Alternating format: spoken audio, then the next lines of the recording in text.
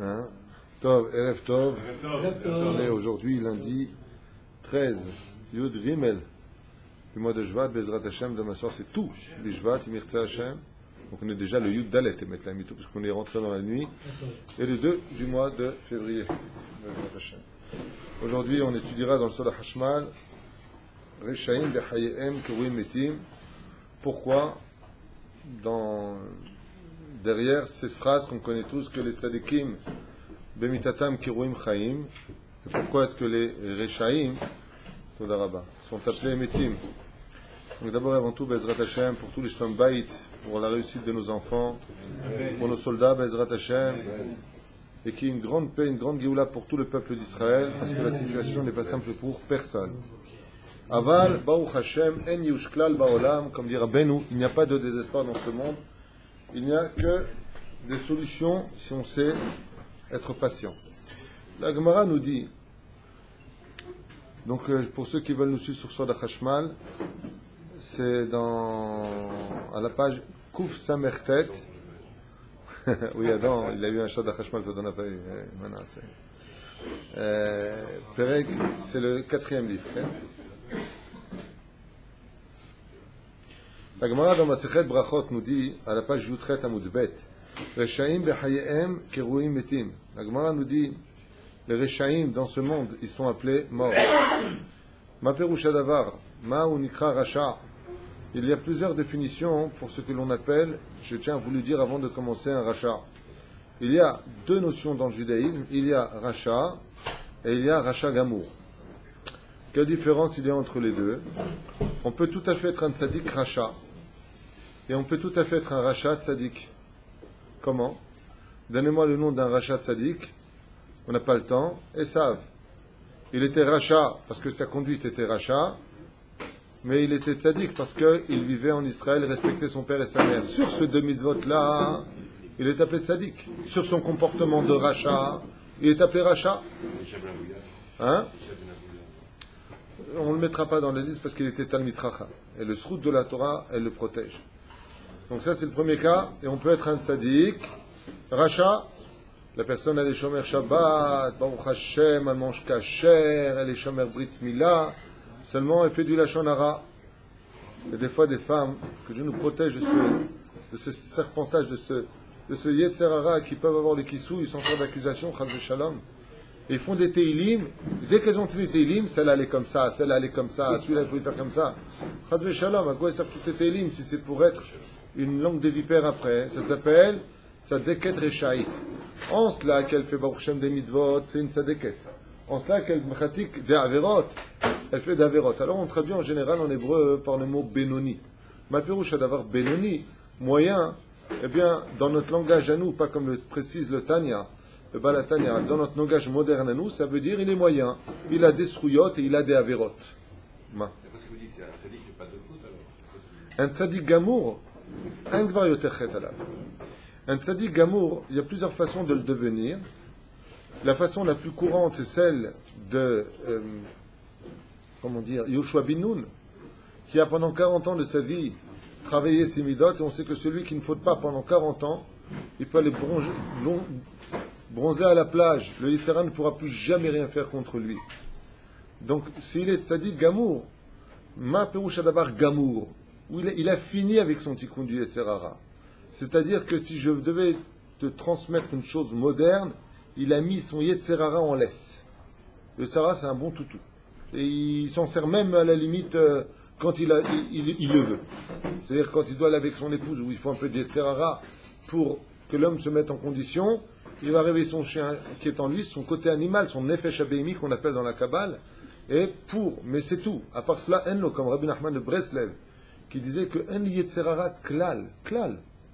J'ai pas de Yetzerara, Baba Saleh n'avait pas de Yetzerara klal. Rabbi Moshe Ederi, une fois je parlais avec lui de cela, il m'a dit, depuis ma jeunesse, j'ai mis mon Yetzerara en laisse. Depuis que j'étais tout petit, j'ai déjà mis mon Yetzerara en laisse. C'est-à-dire que les ta'avot sont complètement dirigés. La colère est totalement mise en laisse.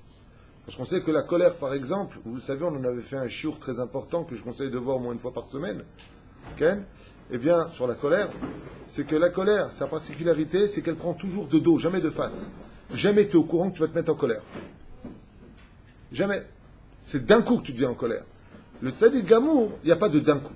Chez lui, il n'y a pas de tu peux me surprendre. Il a déjà tout visionné. C'est une particularité qui vient du mot gmar. Gmar, ça veut dire gamar imze. Le tzaddik normal peut trouver chez lui des moments où il va s'excuser d'un débordement de situation, d'une situation déplaisante. Il saura faire ses excuses, c'est un tzaddik. Aval de l'autre côté, il n'a pas encore travaillé ses midot. Je ne me rappelle plus, là vous me surprenez un petit peu dans ce que je suis en train de dire, mais de cet Amora qui était mourant et sur le point de mourir, et tous les médecins avaient dit Nigmar Asipour, et ils sont partis prier pour lui en disant mais il n'a pas travaillé ses midot, il ne connaît pas bien la Torah. Et d'un coup, quand ils ont commencé à prier, le tzaddik il a commencé à guérir. Alors on dit quoi? C'est une prière ça, de descendre quelqu'un? Il dit non, s'il était gamour, il serait parti de ce monde. Le fait qu'on ait dit de lui qu'il n'a pas fini ses midot, alors ils lui ont rajouté de la vie. Parce que la parole est créatrice. C'est bien. On a beaucoup à lire, beaucoup à expliquer. J'espère que je serai clair avec l'aide d'Hachem. La Gemara, dans ma Masechet Rosh Hashanah, le Daf Tet Zayin Amud Bet, nous dit comme ça Reshaim Gmurim Nichtavim Venertamim Le'altar Lemita. On sait que quand il y a Rosh Hashanah, Baruch Hashem, Shtavo Anu L'Tova V'Lecha, quand il y a Rosh Hashanah, les Reshaim sont inscrits immédiatement dans le livre de la mort. Et là, on a envie de dire tu me charries ou la. Pourquoi on a envie de le dire? Parce que, punaise, s'il y a des gens qui vivent longtemps, Davka, c'est les Réchaïm. Ça veut dire que... Ah, mais si. Ah, je connais des gens qui sont, entre guillemets, dits Réchaïm de par leur conduite. Hein. Ce sont des gens qui font beaucoup de mal dans leur vie. Ils ont 86 ans. Et d'ailleurs, regarde, je ne suis pas seul à le penser, je te lis la suite. Pour toi, Adam. Vetzarech Ravin, Are Metziut, traduit. Il faut comprendre, car la réalité te dit le contraire. Tu vois, on est deux.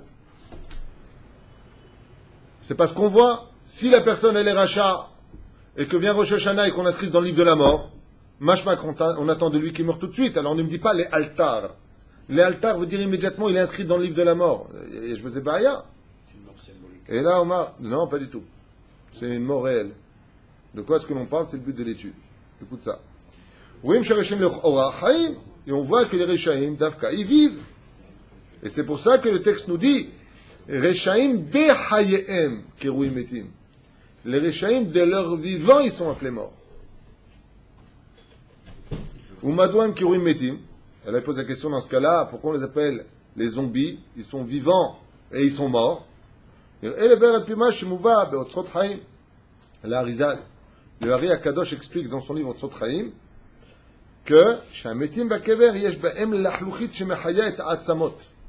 qu'il y a une lachlouchit, une espèce de substance liquide, très fine, comme des gouttelettes, comme un petit peu des poustillons,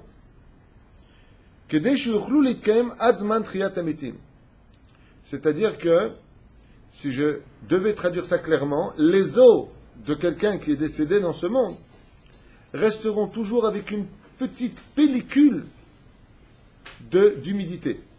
Et cette petite quantité infime qu'on appelle l'achlouchit en hébreu, c'est ce qui les maintiendront en vie jusqu'à la résurrection des morts.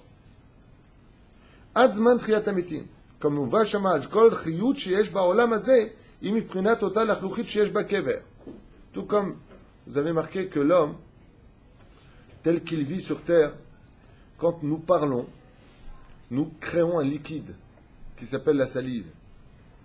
Quand nous courons, que nous faisons vivre notre corps, nous créons des lachlouchites, des petites gouttes. Ça s'appelle de la sueur. Là où il y a automatiquement création liquide, c'est qu'automatiquement il y a vie. S'il n'y a plus, c'est qu'il n'y a plus rien. Hein? Et sur les plantes, la rosée. Sur les plantes, la rosée. Dibirat haolam, bazman shivrat hakelim, istalka kol hachayut lema'ala. Car en réalité, dans la création du monde, quand Akadosh Baruch Hu Shtabar Shemo La'ad, il a créé le monde dans un monde d'eau. Vous vous rappelez? Tout était eau sur terre. L'univers était de l'eau. Il a séparé les eaux d'en haut, les eaux d'en bas, du shirum qu'on a fait et refait. Ensuite, de l'eau d'en bas, il a fait apparaître la terre. Et c'est quoi ces eaux dont on parle réellement dans le Sod? C'était les eaux de la vie. C'est pour cela que, vous l'avez bien compris, Pourquoi Hachem il a fait en sorte que quand une femme tombe enceinte, le petit retourne dans un univers d'eau? On n'est pas des poissons. Pourquoi? Parce qu'il retourne dans l'état originel de la création du monde où tout était de l'eau. Et on voit qu'il peut vivre. Et c'est quoi cette eau-là? C'est l'eau de la vie. Dans le ventre de sa mère, c'est l'eau amniotique. La preuve en est, si la femme enceinte a percé la poche, le petit, il en a ras-le-bol d'être à l'étroit, il veut aller payer ses factures sur terre, il perce maintenant la poche dans laquelle il est. Qu'est-ce qu'on fait immédiatement de la femme? On l'emmène vite à coucher. Et pourquoi? Parce que maintenant que l'eau est partie, il est en danger à l'intérieur. L'eau, c'est la vie. L'eau de vie. Pour les Tunisiens. Nisharu ba'olam. On voit ici, il y a les Tunisiens, ils sourient, là-bas c'est des Algériens, ils font la tronche. On va arriver au Ricard, on va y arriver.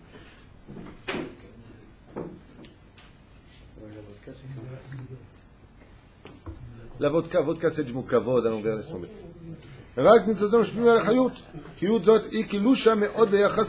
Oh, vous êtes avec moi? Donc qu'est-ce qu'il a fait Hachem? En retirant en réalité les eaux pour laisser la création du monde, quand il y a eu la Shvirat HaKelim, alors je dis ça en 2 mots pour que vous compreniez. Quand la faute originelle a eu lieu, le monde s'est complètement brisé. C'est-à-dire que le monde que nous vivons actuellement est un monde de balagan absolu. Même quand tout va bien dans nos vies, même quand par exemple nous étions dans les années 80 en France, où c'était l'époque des Bee Gees, ça allait plutôt bien en France, on vendait des ceintures pour rien par terre, je m'en rappelle, la vie était plutôt cool, hein, on avait les cheveux longs, les pattes d'éléphant, c'était encore un petit peu avant quand même, faut pas délirer. Pattes d'éléphant, c'est plutôt pour votre âge à vous, hein. Merci. Non, on vous voit pas. Et donc, mais ce que je veux dire par là, c'est que même quand on était dit dans les bonnes années ou les belles années de nos vies, parce qu'on a toujours un moment ou un autre des belles années, sachez que les plus belles années soient-elles ne sont rien d'autre qu'un monde de balagan absolu depuis la brisure des vases. Et c'est quoi la brisure des vases? C'est la faute originelle, où le bien et le mal se sont mélangés. C'est pour cela que le tafkid du peuple juif, ce sera de constamment remettre dans l'ordre. Première fête juive dans la Torah, première fête des juifs. Et ça s'appelle l'Ela. Voilà. L'obscurité du Seder. On replonge dans l'obscurité, on remet les choses à leur place. Le Chametz, il est là-bas, ce qui n'est pas Chametz est là-bas. Les Avdil, ben Kodesh lechol, ou ben Or lachoshech, ou ben Israël la'ami, ou ben Yom hashvi, les Shechet yemei ha'maaseh. Et faire la différence entre le jour du Shabbat et la création du monde. Car le Shabbat a la force à lui tout seul, dans la Kabbale, d'être Shomer Shabbat. Si on était tous Shomer Shabbat, d'ailleurs il y a un décret qui a été demandé par les rabbinim, que ce Shabbat soit un Shabbat national, que même ceux qui ne sont pas Shomer Shabbat fassent l'effort énorme de le faire. Vous allez voir que le Yetzirah va tout faire pour me faire tomber, même celui qui est Shomer Shabbat va se mettre en colère, il va y avoir un truc. Ce Shabbat-là. Tous les autres Shabbats, Bezrat Hashem. Mais le Shabbat, la différence qu'il y a, c'est les Shechet yemei. C'est-à-dire le Shabbat à lui tout seul, si on arrive à ne plus toucher ce qui est interdit, on connaît les choses à leur place, on est méticuleux. Par exemple, ce stylo que j'ai ici est un stylo qui est indigne de Chesron Kiss. Je ne peux pas ni le toucher, ni me gratter l'oreille avec, ce que j'aurais pu faire avec un bic. Pourtant, les deux écrivent.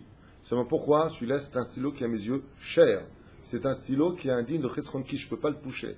Si je le touche, je reconstitue la faute originelle de tout remélanger dans le monde.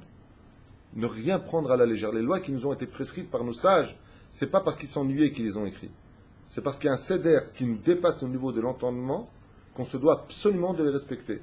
Sinon, quand il part de ce monde, il retrouve un balagan dans le monde qu'il s'est lui-même créé. On ne pourra jamais rien reprocher à Dieu, sachez-le. C'est pour ça qu'une personne qui meurt, on dit de lui qu'il est parti les bêtes. Olamo. Et ça veut dire quoi, Olamo? Non, pas Betachaim. Je viens de dire Olamo, tu dis Betachaim. Dans son monde. Pourquoi son monde? Dans le monde qu'il a créé lui-même. S'il a laissé les choses à leur place sur terre, tel que la halakha le demandait, il met les trilines le matin, il contrôle ses midot, medaber kmo ben adam, parle bien dans la vie, pas de mots qui insultent, ras de chambre. Vous savez ce que ça fait quoi une insulte? Une insulte, quand tu dis un mot mal élevé sur terre, c'est comme si tu as pris une boule comment on appelle ça? De bowling, et que tu as jeté ça dans tout le céder de ta vie. Il va falloir que pour un mot mal élevé que tu as sorti de ta bouche, tu reconstitues tout ce que tu as compris. c'est pas que tu fais tomber tes mitzvot. Elles ne disparaissent pas. Tu les as juste mélangées. C'est-à-dire que tu les as entachées. Et ça, c'est le travail justement du rachat. Le rachat, il vit. Seulement, ce qu'il est en train de perdre en faisant ce qu'il fait, c'est qu'il éteint ses membres par le manque de mitzvot. Ce qui fait que ses membres, ne suant point au niveau symbolique, meurent. Donc, il vit, mais alors en quoi on peut dire qu'il est inscrit dans le livre de la mort, automatiquement? Il vit, mais il est mort. Pourquoi? Écoutez bien ce que dit le Hari Akadosh. Car le fait de pratiquer Torah ou mitzvot ou masim tovim, et chaque membre du corps humain y participe, la bouche particulièrement dans l'étude de la Torah, va refaire vivre ce membre-là, et ce membre-là restera automatiquement vivant. Qu'est-ce qui se passe pour quelqu'un qui a les yeux secs? Il a les yeux qui sont secs. Qu'est-ce qui se passe? Il a de la tension dans les yeux. Et qu'est-ce qu'il doit pour se guérir? Tout simplement du liquide. Il va falloir qu'il mouille ses yeux. Quand une personne se réveille au niveau des sentiments, qu'est-ce qui coule de lui? Des larmes. Il n'y a que deux seules choses qui n'ont pas d'essence au niveau liquide. Ce sont nos ongles et nos cheveux. C'est pour ça qu'eux continuent à pousser après la mort. Ils n'ont pas cette notion d'avoir besoin d'être mouillés, nos ongles. Ils sont secs. Quand on les coupe, on coupe quelque chose de sec. Il n'y a pas de liquide qui s'en sort. Même si tout est liquide chez nous, 70% du corps humain. Car grâce à cette lachlouchit, grâce à ces petites gouttes de la création du monde qui sont restées en souvenir du cadeau que Dieu nous a donné, donc vous avez bien compris que avant on était donc éternel. Grâce à quoi? À cette ambiance dans laquelle nous étions, plongés, comme un embryon dans le ventre de sa mère.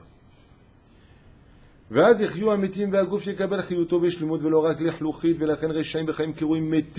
pour ça que les Réchaïm, comme ils perdent cela, même si tu vois qu'ils marchent dans la rue, qu'ils mangent, qu'ils parlent, qu'ils s'expriment, patati patata, et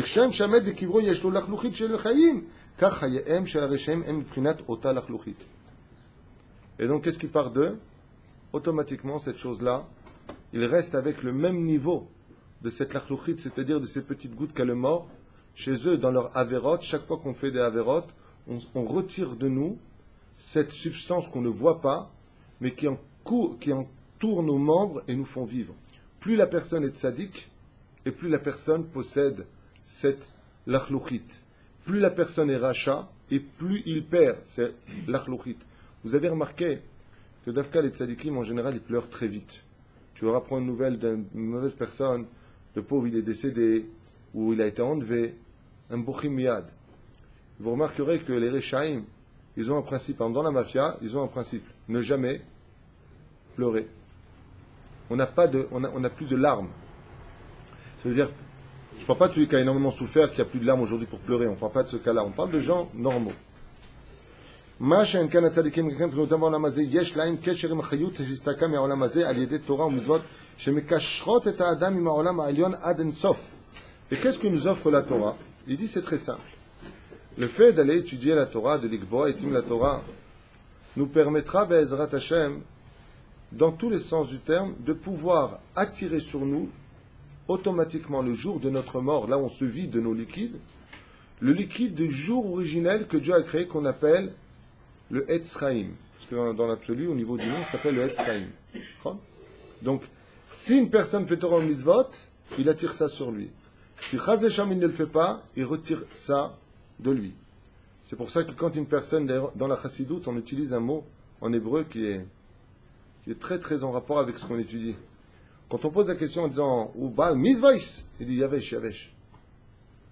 Est-ce qu'il fait beaucoup de Mitzvot? C'est un peu sec, un peu sec. Yavesh.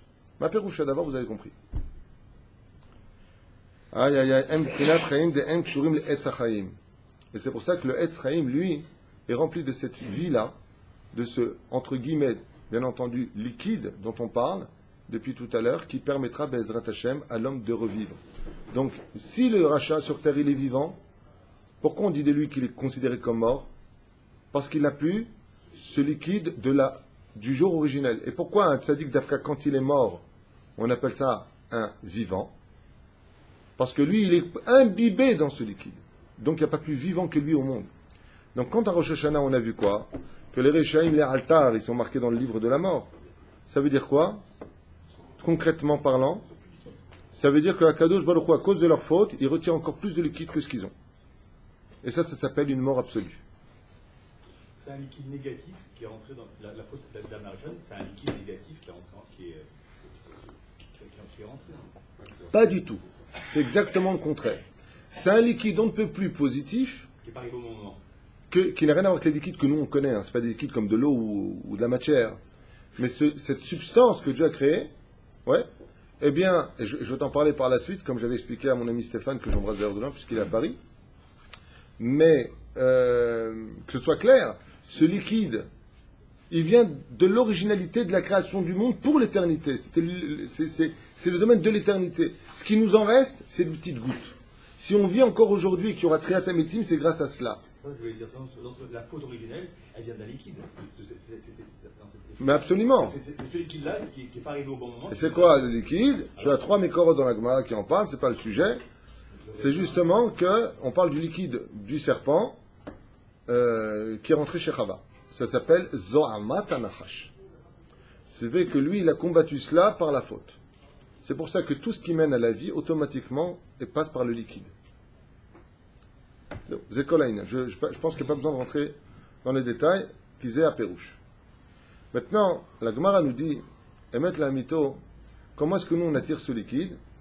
Il est marqué que l'atil la voix Kadosh Baruch Hu sur les kivrei tzadikim, sur ceux qui sont méritants de Triat Hametim. C'est pas la peine de faire des grands, vous savez, des grands kever, là, comment on dit kever en français? Tombes? Des pierres tombales. Faire le plus simple. Pourquoi? Tu fatigues Dieu. Entre guillemets, Dieu ne se fatigue pas, c'est une image. Quand fait le gros truc. Il y a Triat Hametim bientôt, on se lève.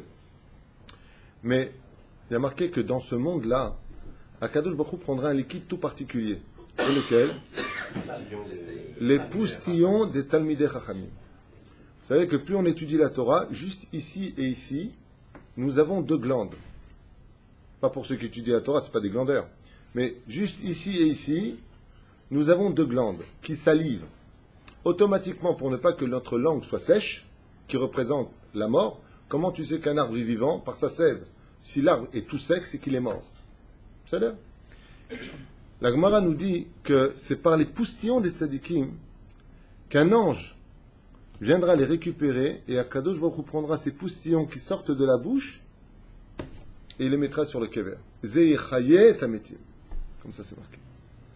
Donc plus on étudie la Torah, marbe Torah, marbe hayim. Ma peroucha davar, plus tu étudies la Torah, vous avez pour avis aux amateurs, pour ceux qui veulent étudier la Torah comme on bouquine dans un fauteuil, il y a une grande différence. C'est que le but d'étudier la Torah, c'est justement d'en arriver à, comme il vient de le dire, créer de la salive. Ma peroucha d'avoir créé la salive, on a besoin de cette salive-là. Ce qui fait que quand tu lis un bouquin chez toi, par exemple, et que tu lis avec tes yeux sans bouger tes lèvres, tu es passé à côté de quelque chose de très important. Tu n'as pas créé ce que Dieu attend. L'ange, il est au chômage avec toi. C'est pour ça que quand vous allez dans des yeshivot, vous allez dans les kolélim, vous avez remarqué, ça hurle. Ça hurle. Et pourquoi ça hurle? Ça suit la bouche. Parce qu'on crée justement de la vie. La Gemara nous dit, l'homme rendra des comptes à la fin de sa vie jusqu'à la salive qu'il a avalée. Ma peroucha davar, j'avale la salive parce que si je n'avale pas, je la crache. Qu'est-ce que tu veux que je fasse? Peroucha davar, est-ce que ta salive a servi à la Torah ou où est-ce que tu étais pendant que tu avalais cette salive-là? C'est débile. Mais pourquoi tu me dis une chose pareille? Parce que cette salive-là, elle aurait pu être Mechaye Metim. Si tu avais étudié la Torah à ce moment où tu avalais cette salive-là, tu aurais pu faire la résurrection des morts. Baruch Hu Baruch Shemo. D'où l'expression de Rabbi Akiva. Comme lui a dit Papus. Ashrecha Rabbi Akiva shenitfasta al divrei Torah. Heureux est ton sort, toi qui as été attrapé, quand tu faisais de la Torah. Et alors, quel rapport?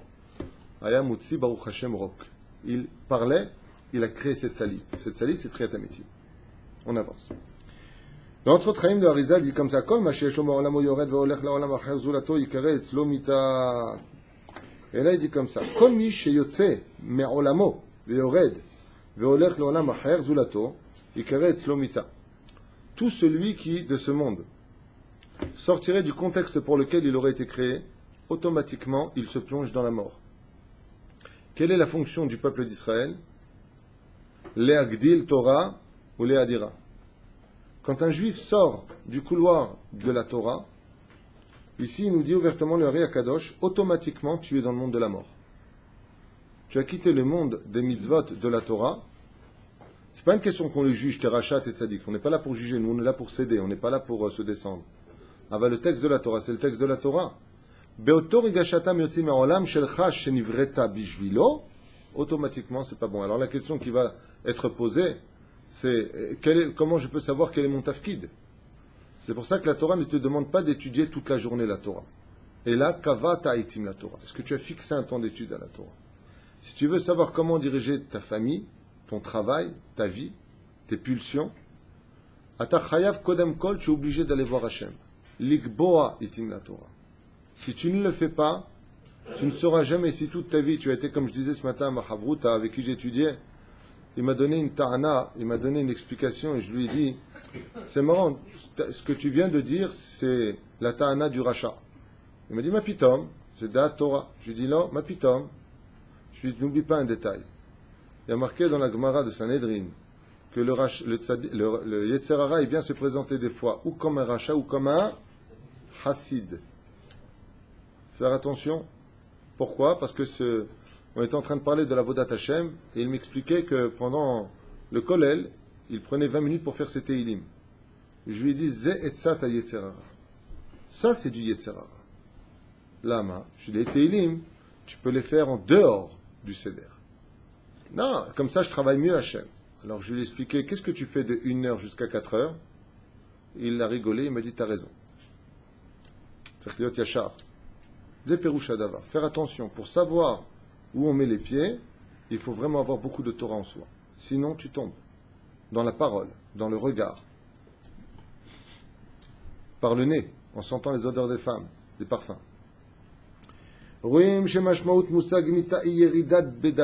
Et qu'est-ce qu'on appelle donc quelqu'un qui meurt? C'est quelqu'un qui commence à redescendre du niveau dans lequel il était. Chez Nehemar, Olim Bakdusha, Velo Yordim. Pourquoi? Pourquoi on te dit monte et ne redescends jamais? Hormis le Chilul Hashem, pourquoi? Parce qu'automatiquement, dès que tu commences à redescendre, tu commences à remourir. C'est là.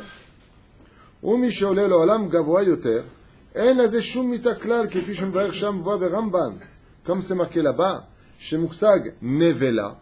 Mazé Nevela, comme c'est marqué dans Yecheskel, Mazé Nevela, celui qui tombe. En hébreu, Hu Nefila, c'est la même chose. Nevela, Nefila, c'est la même chose. Et pourtant, Kemo Allah chez Novel, comme c'est marqué, comme il est monté, il est tombé. Obema Shemeta Vechen, Adam Rasha Nikra. Et comment on appelle un salopard, quelqu'un qui fait du mal en hébreu? Il fait meod. Mazé Menouval, Mishon Novel. Qu'est-ce que ça veut dire Menouval? Traduction littérale, salopard, en français. Traduction alpisode, puisqu'on a dit que Nevela, Novel, ça veut dire tomber. Menouval, celui qui est tombé.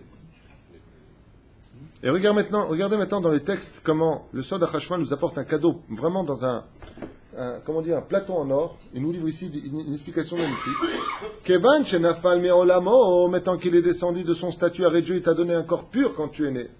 Il t'a donné, Baruch Hashem, un corps sans avérote. Tu es né Kadosh. Tu es né Kadosh dans ce monde, les mains ouvertes les mains fermées, pour venir prendre le maximum de mitzvot. Là, pour venir prendre ce monde. Écoutez bien. Me'olam nimkom hamavet ve'aklipot.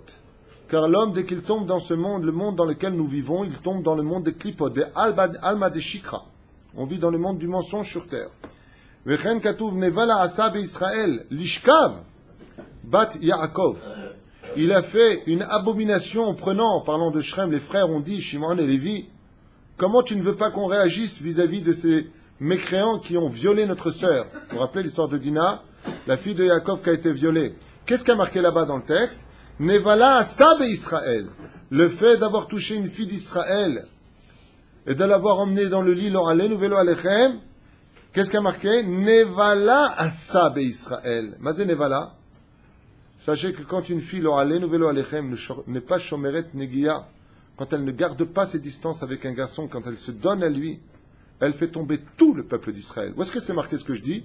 Devant vous maintenant, dans la Torah, quand Ashrem Parashat Vayeshev, qu'est-ce qu'il y a marqué là-bas? Nevala asa Be-Israël. Moi, normalement, je redis quoi? Nevala asa Bedina. Non, Be-Israël. Parce qu'on est tous responsables les uns des autres. Et donc, ça fait plonger tout le peuple dans la Nevala. Mazé Nevala, Perouchadavar? La chute. Ça nous fait tomber. Donc, automatiquement, ça nous emmène dans la mort. L'Ishkav et Bat Yaakov. Parce qu'il a été avec elle. Vous comprenez pourquoi quelqu'un qui tombe, le Beddin, bien entendu, ce que je vais vous dire n'est pas applicable, vous le savez bien.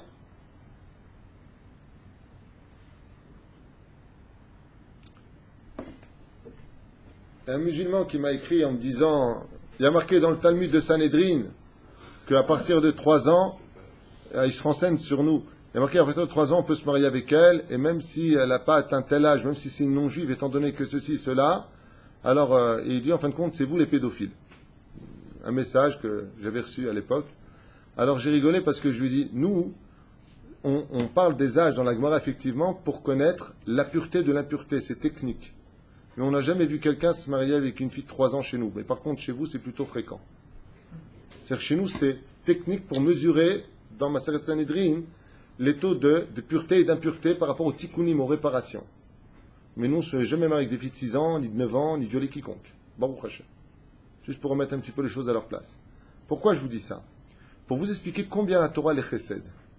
Quelqu'un qui a fauté, on a Arba Mitot Beddin. C'est qu'il a Serefa Erek Bichenek, vous le savez. Donc, je vois déjà ma femme en train de me dire traduis. Je traduis. C'est qu'il a lapidation. C'est qu'il a lapidation. Le disque est rayé. Serefa brûlé par la offeret de l'intérieur. C'est pas sur un bûcher, chas v'shalom. Pour finir, Ereg, c'est par l'épée. Chenek, strangulation. C'est simple. Et pourquoi d'après vous? Alors je vous explique pourquoi le pisod. Les Arba Mitot Beddin, on les reçoit dans les moments les plus remplis d'amour pour Dieu. Par exemple, quand je dis les man shemo be'ava dans la mida, quelles sont les kavanotes que je dois avoir? Arba Mitot Beddin. Les man shemo be'ava par amour. C'est de l'amour que de dire je suis prêt à mourir de 4 morts pour toi, Dieu. Vous allez comprendre. Quand on dit Hashem Elokeinu Hashem Echad, quelles sont les kavanotes? À part le Rambam, qui dit qu'on doit avoir un Dieu, 7 mondes plus le 8e, les 4 points cardinaux. Quelle est la kavana selon le Hari? Arba Mitot Beddin. C'est débile. Pérouche Adavar, maintenant que vous avez entendu ça, vous allez comprendre. Si tu tombes trop bas, la Torah sur terre, des Chachamim, est obligé de te renvoyer en haut, te ressourcer dans ce liquide. Dans le Etzraïm. Est-ce que vous avez compris ce que je viens de dire ou pas?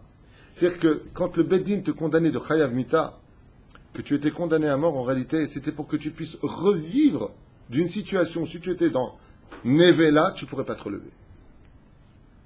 C'est du chesed absolu. Dans la Torah, quelqu'un m'a dit c'est de la dictature un jour. Au niveau du pshat, tu as raison. La Torah est très dure. Mais quand tu sais enlever les écorces qui couvrent le premier niveau de compréhension, c'est 100% à Ava. Et vous mangerez la chair de vos enfants, et patati patata, parachat bechukota, parachat kitavo. Tout ça, c'est du chesed. Comment c'est possible? Au niveau du pshat, c'est horrible. Derrière se cachent des choses qui sont des réparations. C'est comme un médecin qui dit, bon écoutez, je vous opérer, fais la piqûre, aïe aïe aïe aïe, j'ai mal. Oui, monsieur, je suis en train de vous soigner, arrêtez de bouger. Et quand tu as fini, qu'est-ce que tu lui dis? Combien je vous dois? Merci beaucoup, hein. Je dois revenir quand? T'es maso, tu aimes les coups, tu sais que tu as souffert, mais c'était pour te guérir. Ainsi est la Torah.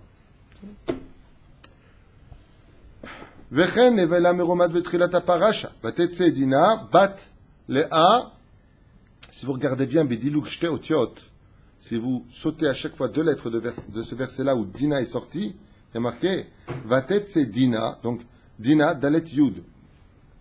Après tu as Nun. He, Bet, deuxième lettre, Bet. Taf, Lamed, deuxième lettre, Lamed. Aleph, He, deuxième lettre, He. Ça fait quoi? Nevala. Nevela. Sofitivot. המדבר על חץ ונפילה יחד. קרא נפל שכב בין רגליה. Comme c'est marqué aussi dans Shoftim. קרא נפל, il s'est prosterné, il est tombé. Shachav ben raglea, il est tombé à ses pieds. Si vous regardez bien si toutes les 3 lettres de ce verset-là, ça fait aussi Nun, Bet, Lamed et Nevela, Nofel. Et c'est pour cela que il y a toujours une notion de chute quand on perd sa place. Prenons un exemple constructif. La Lune. La Lune, dans la création du monde, était aussi brillante que le Soleil. Seulement la Lune estimait que l'un des deux n'était pas à sa place. Pourquoi ? Elle a dit au Créateur du monde, on ne dépose pas une couronne sur 2 têtes. Hachem lui a dit, très bien, alors chute, descend. Comment on appelle la Lune en hébreu ? Levana. Inversez les lettres. Nevela. Qui vient te dire qu'en réalité, Levana, c'est le nom de la Lune qui a chuté de son niveau. Levana. Zeperoucha Davar. Ma ? Pourquoi on fait une bénédiction si elle a chuté? Pourquoi on fait une bénédiction parce qu'elle a chuté ? Oh là là, c'est un très long sujet, je vais te répondre à toute vitesse. Parce que le summum du bien se trouve toujours dans le summum de la clipa. Exemple, pour que tu comprennes de quoi je parle. À l'époque de Moshe Rabbeinu, où il y avait Bilam Aracha, si Bilam avait fait Teshuvah, qui aurait été le maître de qui ? Est-ce que Moshe aurait pu être le maître de Bilam, ou est-ce que Bilam aurait été le maître de Moshe ? Bechula Alma, Bilam était beaucoup plus grand que Moshe. Si Caïn avait fait Teshuvah, qui aurait été le maître de Hevel ? Caïn le maître de Hevel, ou Hevel le maître de Caïn ? Bechula Alma, Caïn. Là où il y a justement la plus grande clipa, c'est le jour justement, c'est l'endroit où il y a le plus de Kedusha.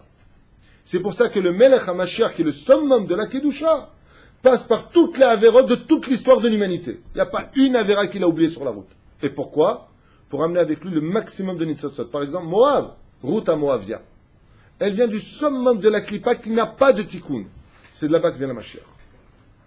À l'image des bijoux ou des diamants, où est-ce que tu trouves en général les diamants ? Où est-ce que tu trouves de l'or ?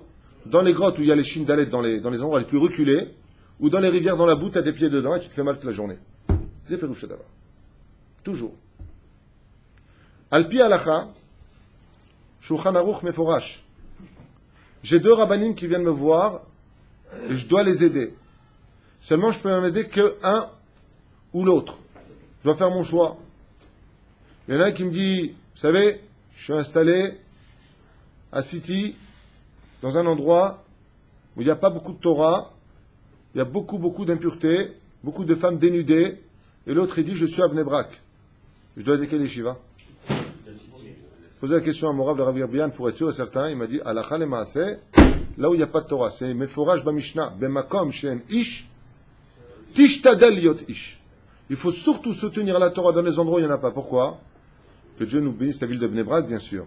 Mais si Chaz ve Shalom, l'oniftar pela Satan, une yeshiva ferme à Bnei Brak, là où étudie mon fils à Bnei Brak, toute la rue c'est des yeshivot. Les unes à côté des autres. Magnifique. Mais Ken Yirbu be Israël. Baruch Hashem. Ah, bah, ce que je veux dire par là, mais si un centre d'études ferme là où il n'y en avait pas, c'est une priorité. Et pourquoi ? Parce que tu peux être certain que là où il y avait de la Touma, de là-bas sortiront les plus grands. Car c'est beaucoup plus dur et plus méritant d'être une lumière dans un monde obscur que d'être une lumière dans un monde de lumière. Dvarim pshutim. On avance.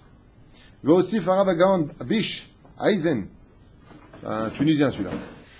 Beshem Gaon Metesh Bish Bin. והתייצבו בתחתית ההר, אמר רבי דימי בר חמא, מלמד שכפה הקדוש ברוך הוא הר כגיגית על ישראל, ואמר להם, אם אתם מקיימים את התורה מוטבים לאו, שם תהיה גבורתכם. ודרך הגמרא מדוע נאמר שם תהיה גבורתכם, היה צריך לומר פה תהיה גבורתכם.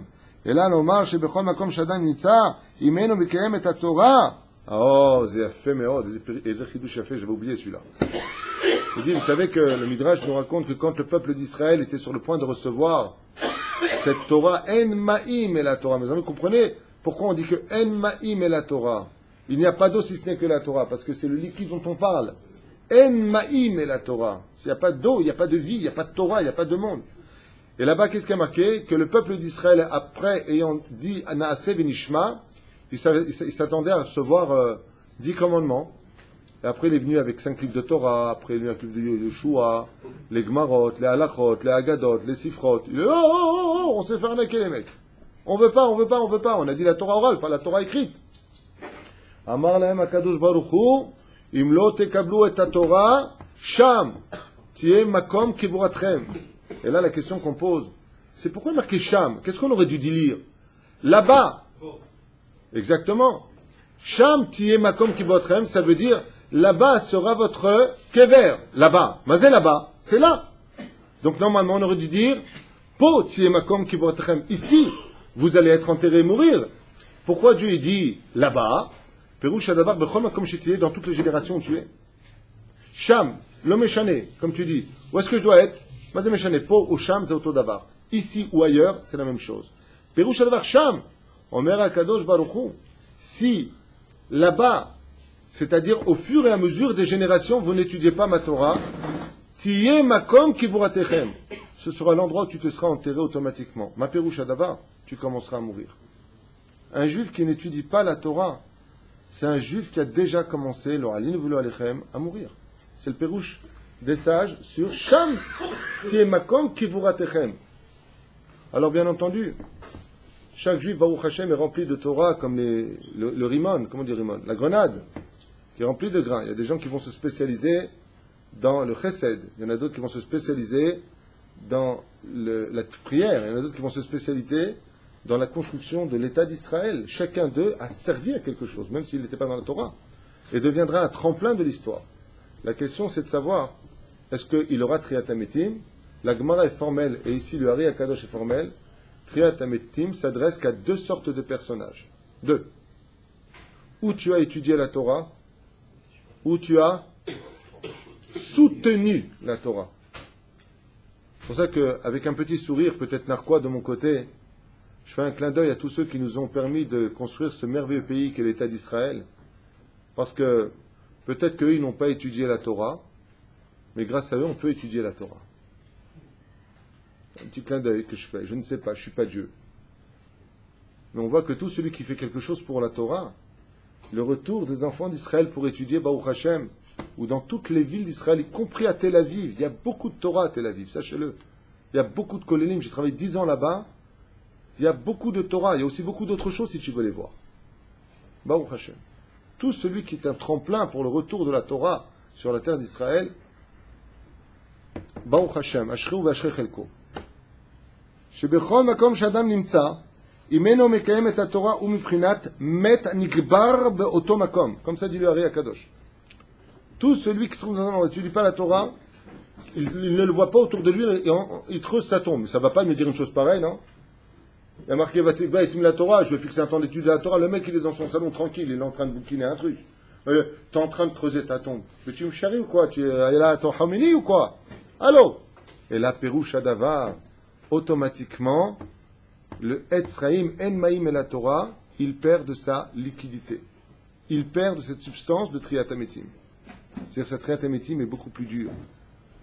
Donc pourquoi le rachat est appelé maintenant, vous avez bien compris, mort de son vivant? Parce que le jour de Rosh Hashanah, il est marqué les altars dans le livre de la mort. Ça veut dire quoi? Akadosh Baruch Hu ne lui rendra pas le liquide pour l'année. C'est à lui de retravailler ses midot le lendemain de Rosh Hashanah, qu'on appelle les 10 jours de pénitence. C'est vrai? מקבלים את התורה הם קשורים בעץ חיים, ואם שם תהיה קבורתכם תהיו קבורים בעולם הזה, כמו מת בקברו, אף על פי שמציאות תחיו חיים גשמיים, car en réalité, vous êtes comme des morts, chas v'shalom, dit-il ici, lo alenu velo alechem, même si on vous voit vivant, d'où le verset, reshaim bechayehem keruim metim. אלו הם באותה בחינה של הלחלוכית שמחיה את המת בקברו, ואין להם חשיבות יותר מזה. C'est pour ça que les initiales Kafa, le M, Ark, Agigit, ça veut dire quoi quand je lis les initiales? Je renverserai sur vous la montagne comme une espèce de bol au-dessus de vos têtes pour vous écraser, qu'il y a même si Dieu préparait la choupa selon d'autres parshanim. Si vous regardez bien les initiales, c'est quoi? Kafa, Alehem, Ark, Gigit. Ça fait la gématria du mot Azazel.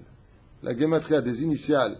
Donc ça fait Kaf, Aïn, He, Kaf, 20 plus 70, 90, plus 5, 95, plus 10, 105.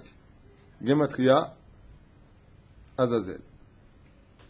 d'Akadosh Baruch Hu ramaz lahem shim lo ikablu et haTorah im nichnasim lemakom azazel shesham shlitat hara. Perush hadavar. Comme on a l'habitude d'ailleurs malheureusement en Israël de le dire, c'est un mot qui est très vulgaire, mais qui est employé comme le mot MERDE en France, comme étant un mot banal. Mais c'est une klala. Quand quelqu'un te casse tes pieds, on a l'habitude de lui dire Lo alenu velo alechem, lech la azazel. Vous savez ce que ça veut dire? Va dans le mal.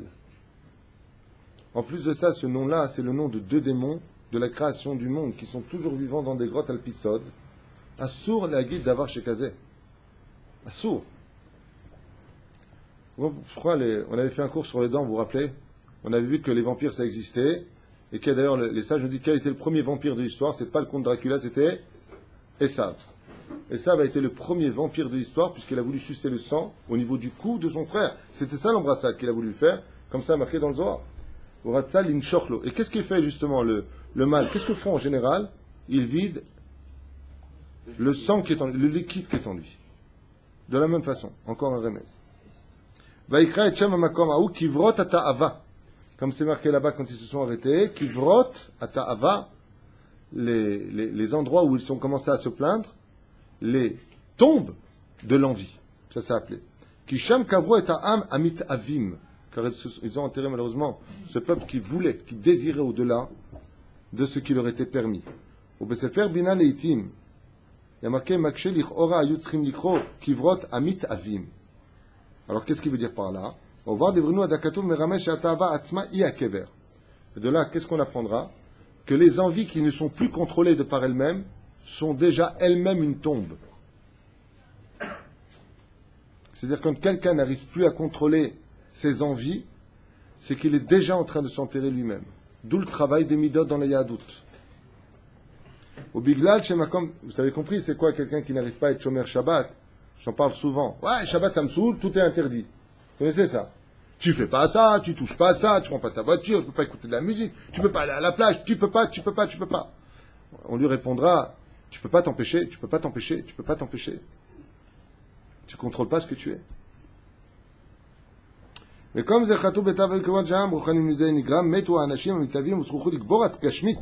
c'est pour ça qu'ils sont morts là-bas. Pourquoi? Parce qu'ils ont dû vivre physiquement ce qu'ils pensaient moralement. Et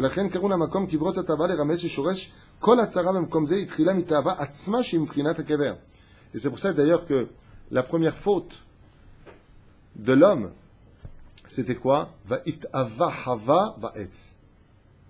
Elle a eu envie de manger le fruit car il était beau à ses yeux. Comme ça nous dit le texte. C'est ce qui a apporté la mort dans le monde. Je ne supporte pas, je ne tolère pas. Monsieur, il n'y a que lui sur terre. Ils disent, ces gens-là, malheureusement, ils ont une vie comme une tombe. Toute leur vie, c'est une tombe. Ils s'enferment dans leur chambre comme une tombe, ne vivent pas en société comme une tombe. Et pourquoi tout cela? Parce qu'ils n'ont pas travaillé leur vertu. Ils n'ont pas commencé à vivre comme des hommes vivants, avec une vie dans la bouche, une vie dans le regard. Tu n'es pas obligé de t'énerver chaque fois que tu vas dire un mot qui est dur. Tu peux très bien dire à quelqu'un, je vais te tuer. Obligé de dire, je vais te tuer. Je plaisante. Et donc, qu'est-ce qu'on voit dans les Sofitivot? Kivrot, regarde les Sofitivot Asher. Kivrot, Taf, Atava, Ki, Yud, Sham, Mem. Quel mot on obtient? Mita, on n'a pas le temps. וכן רומז ברש"י, שהתינוקות מתחיל לדבר אביו משיח אמו בלשון הקודש מלמדו תורה. Et c'est pour cela que les sages nous disent, au nom de Rashi Akadosh, que quand un homme a le srout d'avoir un enfant, שהתינוק מתחיל לדבר אביו משיח אמו בלשון הקודש, il se doit tout de suite de lui apprendre la langue de la vie, que le Lashon HaKodesh, apprendre l'hébreu absolument à nos enfants.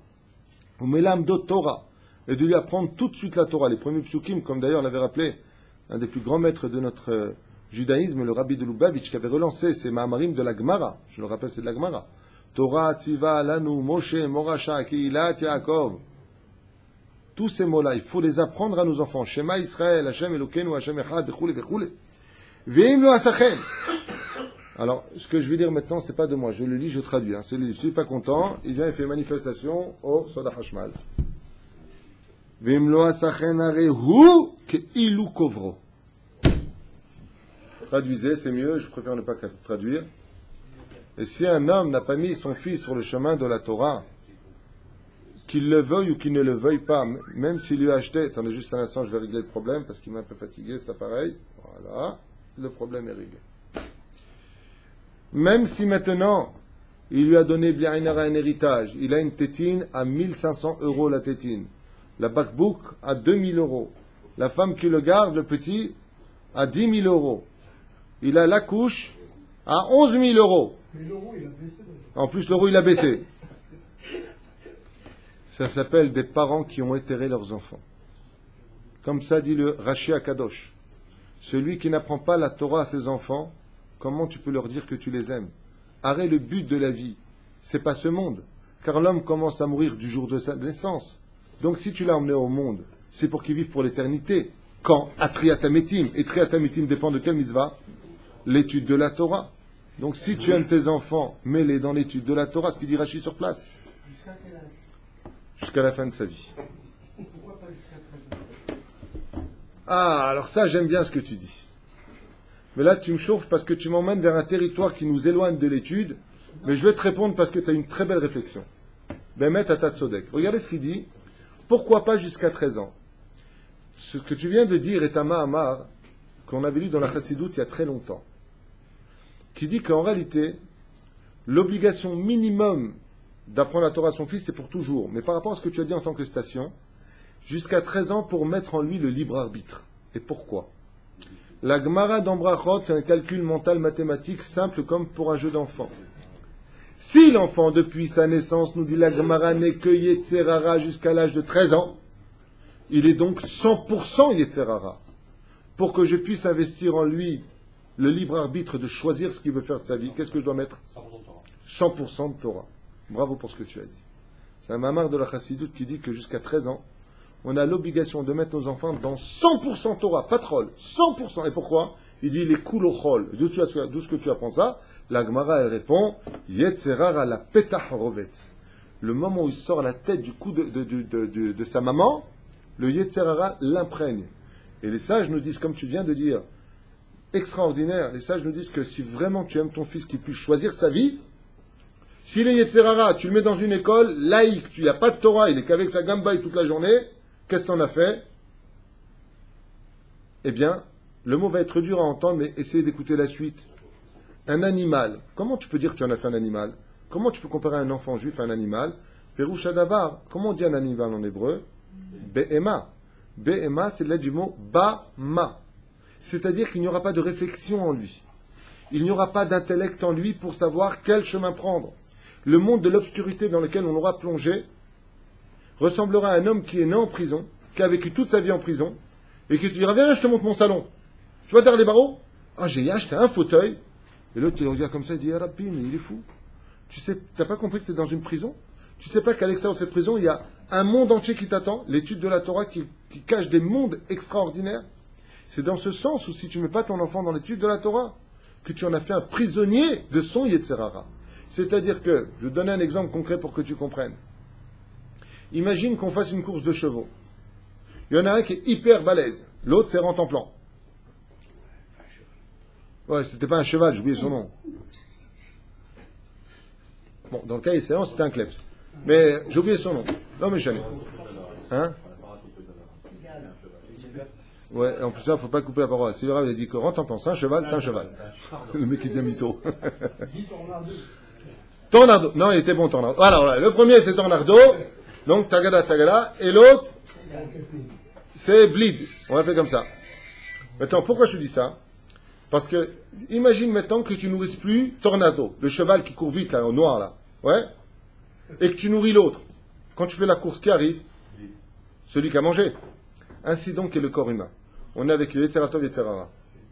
Tu nourris ton Yetzerara, t'étonnes pas que le mec. Mais vous n'avez pas dit à un cours précédent que le fait d'étudier la Torah, on se nourrit d'eau? Oh? On se nourrit d'eau? Oui. Ah ben ça complète le cours. Donc celui qui a mangé, il va aller moins vite que celui qui a... C'est une image, manger, Yatikouijik. C'est une image, manger, boire, il lui donne à boire. Je veux dire par là que c'est vrai que si par exemple tu ne donnes pas à boire à ton Yetzerara, tu peux être certain qu'il va être beaucoup plus faible. Tu comprends ce que je veux dire dans la course? donne de la Torah à ton fils, tu as fait grandir en lui son Yetzeratov. Il pourra lutter contre son Yetzerara. Mets ton fils en dehors de la Torah, tu as nourri son Yetzerara qui était déjà en lui depuis le début. Et donc ici, dans des mots très durs, il nous dit, c'est comme si tu l'as enterré. Alors bien entendu, nous, comme on voit les choses, comme il a dit au niveau des yeux, quand on voit l'extériorité, mais ça va pas, non, voilà, il a sa chambre, son petit ordinateur, son lit dernier modèle.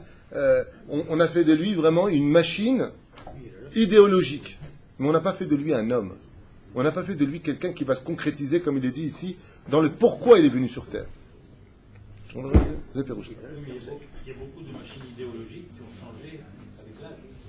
Mais absolument, car plus tu montes haut, plus ton Yetzerara monte avec toi. Mais ton Yetzerara, lui, n'est pas ton ami.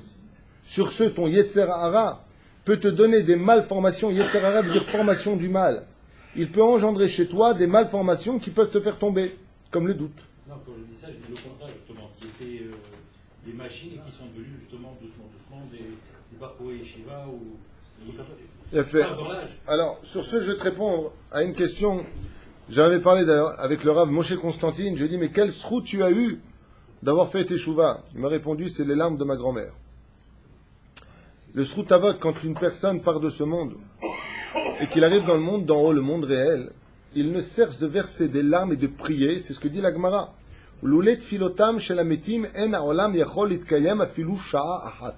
Si ce n'était pas par la prière des morts, on ne pourrait jamais vivre sur terre.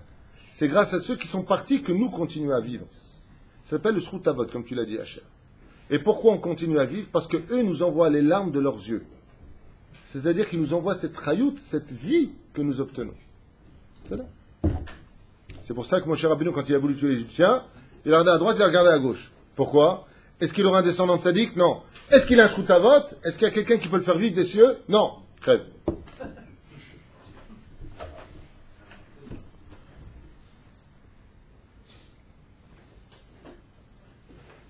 Ovrim et pi Hashem. C'est pour ça que si vous regardez, il dit ici, les sofitivot de celui qui transgresse les commandements divins, comme c'est marqué dans le livre de Bamidbar, 14e chapitre, verset même Aleph. Ovrim et pi Hashem, sofitivot. Ovrim, même, et, taf, pi, yud, Hashem, et mita. Automatiquement, tu transgresses un commandement de la Torah, tu t'es jeté dans la mort. C'est pour ça qu'Hachem a dit, j'ai créé la vie, j'ai créé la mort, j'ai donné le bien, j'ai donné le mal, ou bacharta bachaim. Choisis la vie. La vie, c'est la Torah. Mais la vie coûte cher sur terre. Pourquoi? Et là, je vais devenir un petit peu philosophe, mais c'est pas grave. Parce que, pour atteindre la vie sur terre, il faut être capable de mourir pour Dieu ici. C'est-à-dire, pour atterrir dans le monde de la Torah réelle, la Mishnah nous a déjà mis en garde. Pad b'melach tochal, u'ma'im b'mesoret tishte, v'al haaretz tishan, v'chaye tzar tichye, et ta race. Bois de l'eau pourrie, mange du pain dans du sel, dors par terre et crève. À ce moment-là,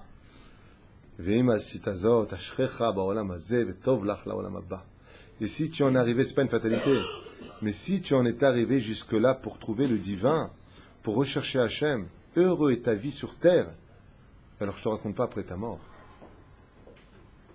Vous voyez ce que je veux dire? Est-ce que tu es capable de mourir pour moi pour mieux vivre? Est-ce que tu es capable de faire des sacrifices pour moi, il te dit Hachem? Est-ce que tu es capable? C'est ce qui s'est passé avec Abraham, Nachon, c'est ce qui s'est passé avec tous les tzadikim. Il n'y aura pas d'étude réelle. C'est pour cela que la vraie étude de la Torah, c'est quand on est capable de sortir de la mort. Tu es sa propre personnalité. Azov, on vient de le dire, je passe à autre chose. Essaie de traduire ce que je viens de dire. Si tu y arrives, tu prends une sucette. Non, j'ai des sucettes pour les bonnes réponses là-bas. Pour obtenir la vraie Torah, la vraie étude dans ce monde, il faut être capable de sortir de la mort, de sa mort. De quoi je parle? Non. Non. Pourquoi un homme qui travaille, c'est un homme qui fait routine? Vous savez comment c'est une mitzvah de travailler? Vous savez comment c'est important de travailler dans l'honnêteté? Comme c'est marqué là-bas, Apecha, dans Azia Shemoshe, on dit à un moment Apecha, nachon? J'ai oublié à quel moment on le dit, vous regarderez. Et la deuxième fois dans tout le Tanakh, on voit Apecha, c'est Bezat Apecha Tochalechem. Pour te dire que l'honnêteté chez Dieu est aussi grande que le miracle de la mer qui s'est ouverte en 12 ponts. Alors de quoi est-ce que je parlais? Comme vous n'avez pas trouvé, La sucette sera pour moi. Sors. Je peux parler? Merci. Hein? Non, non. Non. Shlomo, j'attendais que tu me donnes la réponse. T'es un peu trop endormi, hein, je trouve. Dans les réponses que je donne, il y a toujours la réponse, pour ceux qui me connaissent. C'est quoi la question? Stéphanie, hein? Alors, la question était, sors de ta mort pour trouver l'étude de la Torah. De quoi est-ce que je parle? On n'a pas le temps. La réponse? À quel moment tous les jours un juif... Bravo, sors de ton sommeil, je t'ai dit. À quel moment un juif bémet, il rentre dans la mort dès qu'il va dormir? C'est pour ça que la Gemara nous dit que le sommeil est un 60e de la mort. Pourquoi on dit que le roi David est Haïv et Kayam? Parce qu'il dormait Shnatsus. Il n'a jamais goûté Ta'am Mita. Il n'a jamais goûté à la mort dans ce monde. On meurt qu'une fois normalement. Péroucha Davar, il n'a jamais donné trop de sommeil. Celui qui veut sortir de la mort pour rentrer dans la vie, c'est celui qui s'empêche de trop dormir. Il va éviter de dormir pour se lever et étudier la Torah. Donc il sort de sa mort pour rentrer dans l'étude de la Torah. C'est pour cela que l'étude de la nuit est l'étude la plus vaillante et la plus importante de toutes les études de 24 heures dans une journée. Chut shel Chesed part de son visage jusqu'au trône divin. L'étude de la nuit. Pourquoi? Parce qu'il sort de sa mort pour entrer dans l'étude de la Torah, le Etzraïm. Et au moins qu'il arrive, s'il ne peut pas, à la prière le matin. Toi, tu parles pour toi? J'aime bien parce que lui, il se fait du suspense. Et les pères aussi, il faudrait peut-être un peu les laisser.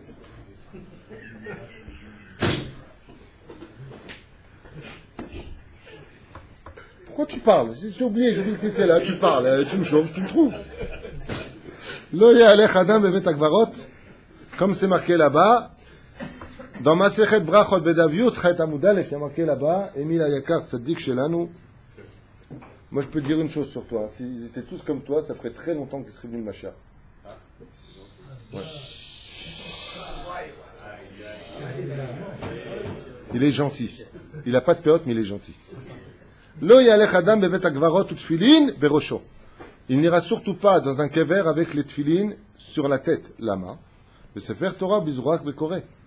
Ou avec un Sefer Torah, le Sefer Torah bizroak bekore. Et avec un Sefer Torah, parce que vous savez qu'à l'époque des Tanaïm, on marchait toute la journée avec les tfilin et un Sefer Torah sur soi. Aujourd'hui, on a des mallettes. À l'époque, c'était le Sefer Torah. À tout moment, ils étudiaient. Imagine sur les bancs, à l'époque des Tanaïm, ils avaient leur rouleau de Sefer Torah. Ils n'avaient pas la Gemara, parce que c'est beaucoup plus tard que viendra la Gemara. Et du texte de la Torah, ils sortaient les Mishnayot et les Gemarot. Comme ça va le payer. De père en fils et de fils en père.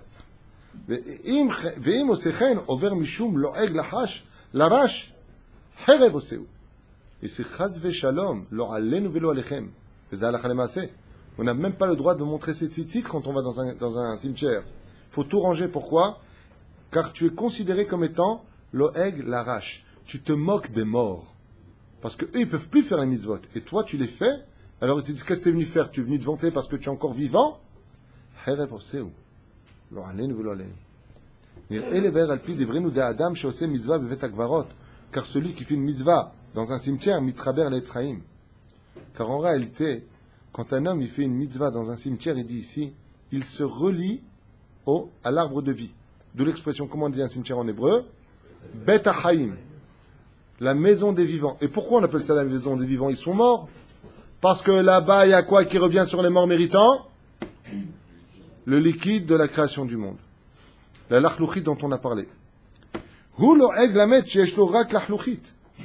Parce que le mort, lui, il a quoi? Juste de la lachlouchit, il a des petites gouttes comme ça de ce liquide spirituel que Dieu avait créé à la création du monde. Il ne peut pas se lier au Etzraïm.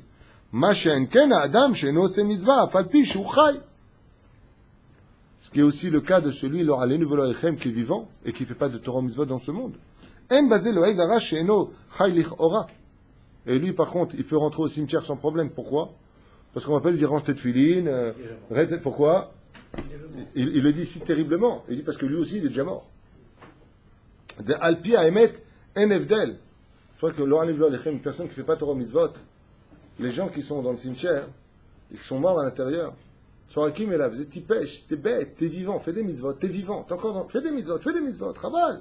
הבדל בין החיים הגשמיים בלי תורה ללחלוכית שיש למת בקבר. אומר רומז בגמרא, למה יוצאים בבית הקברות? הרי אנו חשובים לפניך כמתים, רואים שעתיים שיוצאים להתפלל בבית הקברות לרמז, שאנו גם כן מבחינת מתים. Et tout, pourquoi dans ce cas-là, Dieu il a fait en sorte qu'il faut aller sur le kever, sur les tombes de ceux qui sont morts pour prier quand on a besoin d'aide? Pourquoi, d'après vous? Parce qu'il pleure pour nous. Oui, ça c'est une chose, on l'a dit tout à l'heure. Là, il donne une autre explication qui dit Veroim Shata'am, et on comprendra que la raison, Shiotzim Nitpalel Bevet Akvarot, que l'on va prier sur la tombe de nos sages, les Ramesh Shanu Gamken Iprinat Metim. C'est parce que nous-mêmes, on sent de la mort dans nos vies, quand ça ne va pas.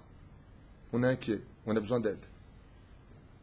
Vechem Matzum Bezoar Akadosh, dans Tikkunim Azoar, à la page 69 à Moudalef, il y a marqué là-bas Shaolam Azeh Shach Le'etz Da'at. Car le monde dans lequel nous vivons appartient à l'arbre de la connaissance du bien et du mal. Ce que je vous ai dit tout à l'heure, tout est méboulbal, renversé l'un dans l'autre. Nikra Beshem Ilan Amavet. Et dans la Kabbale, comment est-ce qu'on appelle le Etz Hadaat? L'arbre de la mort, parce qu'il a donné la mort dans le monde. Venir Edatam ou l'orak bigash haolam hazeh sauf Adam lamoun, le mita. Et pas simplement parce que l'homme dans ce monde, il reste pas éternellement, il finira par partir. C'est pas pour ça qu'on appelle le Ilan Amita, il dit. Et là, Biglal Shegam Achaim Agashmim Baolam Hazeh Em Iprinat Mita. Parce que tout ce qui a existé dans ce monde finira par partir. Comme je vous ai raconté l'histoire que m'avait raconté mon épouse, que Dieu la bénisse, elle et son mari, de Rabbi Nachman de Breslev, qui était venu avec un de ses élèves, qui n'était pas Rabbi Nathan. Et ils sont rentrés dans une maison de juifs qui était extrêmement, extrêmement pauvre. Ils n'avaient rien à leur donner. Et Rabbi Nachman, il s'est assis comme ça, il est parti lui chercher un verre d'eau, et il leur a donné le peu de nourriture qui leur restait. Rabbi Nachman a fait son birkat Amazon, il s'est levé, il a dit Shar Koach, il est parti. Et à ce moment-là, l'élève lui a dit Kvod Arav, Oulay Arav Yevarech Oto, peut-être que tu lui fais une bracha. La salive du Rav, quand elle parle, elle est kadosh. Peut-être tu lui fais une bracha pour qu'il devienne riche. Il s'est occupé de nous. Il nous a donné à boire, à manger de tout ce qu'il avait. Rabbi Nachman, il lui a dit non. Il lui a dit Alesh. Il lui a dit Ekek. Bon, il parlait le russe, hein, mais je ne sais pas le faire. Alors, comme il a vu qu'il avait de la peine, l'élève, je comprends pas, un pauvre, il te donne à boire, à manger, tu fais un bracha. Rabbi Nachman a dit non. Top. Comme il soupirait comme ça, et que le pauvre regardait Rabbi Nachman un peu comme les yeux ronds comme ça, ouais, il lui a dit à son élève, fais ce que tu veux. Ah, il a pris un cancan d'eau et il l'a renversé dans les quatre coins de sa chambre, de la maison. Il lui a dit, Yeratzon Sheshana Abat Yashir. Et ils sont partis. Juste quand est parti, Rabbi Nachman est venu un goy, il s'est resté devant cette maison, il a tapé à la porte du juif et il lui a dit, dis-moi, ta maison est à vendre? Il lui a dit, ma maison, elle tient à peine sur 4 piliers, tu vois pas ce qu'il y a à vendre ici. Il dit, mais t'es fou, tu sais pas faire des affaires, viens, je te montre. C'est un goy tunisien. Viens, je te montre, tu sais pas faire des affaires, il lui a dit. Là où tu te trouves, on peut faire un hôtel, une auberge, tu kiffes ta race. Il lui a dit, d'accord. Et ils se sont associés. Lui, il avait juste la maison. Et ils ont créé le premier hôtel. Il donne là-bas, dans son livre, dans la biographie, là-bas, il donne exactement le lieu. Vous avez lu cette histoire, je suppose. Ils ont, formidable, un super hôtel. Et voilà que Rabbi Nachman de Breslev repasse un an après devant la même maison. Et là-bas, il voit alors, les carrosses Mercedes, Volvo, BMW. Il y avait la totale. Et il cherche, il dit non, il n'est pas là, il est parti faire des courses. La femme n'avait plus de kissouille. Elle était en jupe transparente. Bon, ils arrivent dans le chouk comme ça. Et qui voit là-bas? Il voit ce fameux chassid qui était pauvre il y a simplement un an. Sans péot, sans streimel, sans tzitzit, sans rien du tout. Juste 2 gardes du corps. Son associé, le non-juif à côté, et les chevilles bien gonflées. Quand il a vu ça, l'élève de Rabbi Nachman de Breslev, il lui a dit Arbaim shana laredet sof da'atan shel tzadikim. Il nous faudra 40 ans de patience pour comprendre quand un tzadik parle. Je pensais mieux faire que toi, et j'ai fait une catastrophe. Quand tu as entendu ça, Rabbi Nachman de Breslev, il a regardé son élève, il lui a dit Arshav ataken. Maintenant, je vais réparer ton erreur. Il est parti le voir et lui a dit regarde autour de toi. Qu'est-ce que tu vois? Il lui a dit, beaucoup de gens travaillaient, là il y a du tissu, là ils vendent des diamants, là ils vendent du bois. Très bien. Et il lui a dit, qu'est-ce que tu vois sur toi? Une veste à 1000 roubles, un pantalon à 2000 roubles, et mes chaussures avec des diamants à 100 000 roubles. Il lui a dit, regarde au-dessus de toi, qu'est-ce que tu vois? Il lui a dit, ça va durer longtemps? Non. Il lui a dit, qu'est-ce qu'il y a au-dessus de toi? Il lui a dit, il y a le ciel. Il lui a dit, en dessous de tes pieds. Il lui a dit, il y a la terre. Il lui a dit, tu vois, tout ce que tu m'as dit à part le ciel et la terre, tout disparaîtra. Toi y compris. Quand il a entendu ça, il a compris. Le ciel, c'est Dieu, la terre, c'est où tu vas. Chaque jour qui passe, ça t'emmène là-bas. Tout ce que tu es en train de voir, le waouh de ta vie, ça part, ça reste pas. Tu vois, les gens, ils vivent dans des villottes magnifiques, des maisons. Baba, ça reste pas. Ni toi tu restes, ni ce que tu as créé reste, ni ce que tu as construit. Rien qui reste. Il n'y a rien qui reste. Hein? Non seulement tu l'emportes pas, mais ça ne reste même pas dans l'histoire. Quand tu étudies l'histoire de la Grèce, qu'est-ce qui nous reste de la Grèce aujourd'hui? Des ruines. Il n'y a rien qui reste. C'est ce qu'il dit ici. Regardez bien les mots. Pourquoi on appelle ça le monde de la mort? Car même les objets ne restent pas. C'est pas que les hommes ne restent pas. La vie concrète de la matière finit par s'effacer dans ce monde. C'est-à-dire qu'il y a une mort même pour le monde naturel des choses. Tout simplement.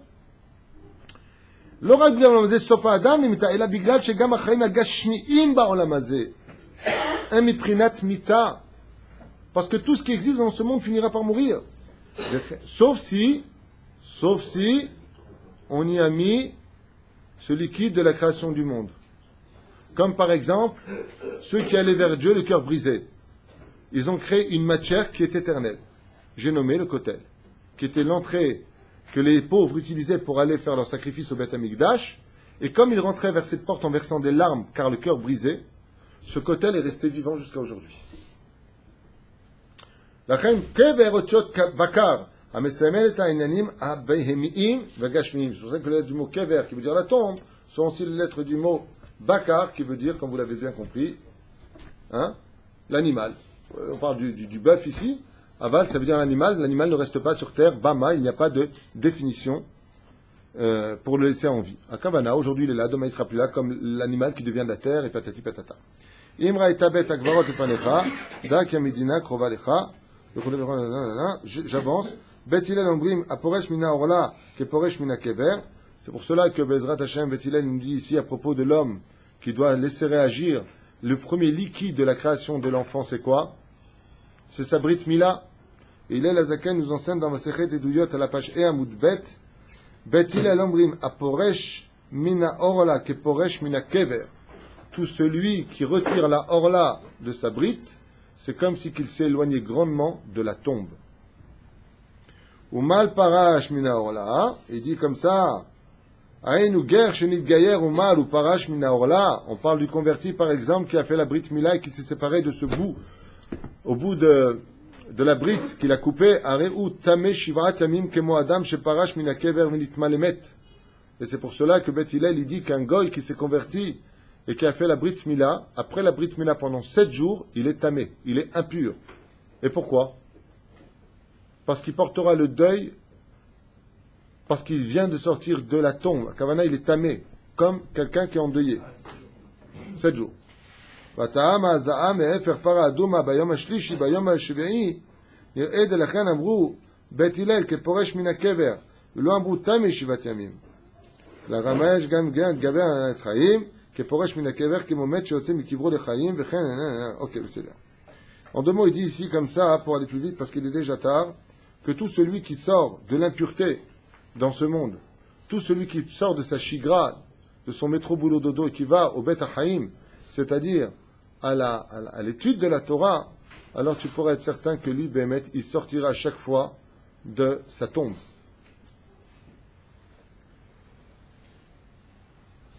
Et je finirai juste avec ça. ויצא יעקב מבאר שבע, וילך חרנה, בדילוק 7 אותיות, דיעקב יצא ממקום הקדושה למקום הקליפה, 7 אותיות דיעקב, ויצא מבאר שבע בארץ ישראל, שרתי מספר 7 דקדושה, וירד למקום. C'est pour ça qu'Eretz Israël, il dit ici, Alpisod, fait partie de quel endroit, de quel chiffre? Eretz Israël, le chiffre qui lui appartient, c'est Sheva. Pourquoi Sheva? Parce que tout, comme c'est marqué là-bas, et c'est, oui, hein, dans Masechet Kelim, Perek Aleph Mishnavav, qu'il y a 10 Kedushot, Baruch Hashem, dans ce monde, et Eretz Israël, qui fait partie du chiffre 7, pourquoi on dit le chiffre 7? Parce que quand tu viens en Eretz Israël, tu viens dans la pureté après les 7 jours de deuil. C'est pour ça qu'on monte à Kol Ma'alim Eretz Israël. On fait tout monter en Eretz Israël. Ve'yara lemakom Mishkan Mispar Sheva de Klippa. Et le Mishkan ici descendait au niveau 7, 7e palier, dans le monde de la Klippa. Bilam ve'Lavan shechim le Klippa de Bavel, sheim Mispar Sheva de Klippot, ve'chen parasha nana, shivei tabatora. Top, la méchané.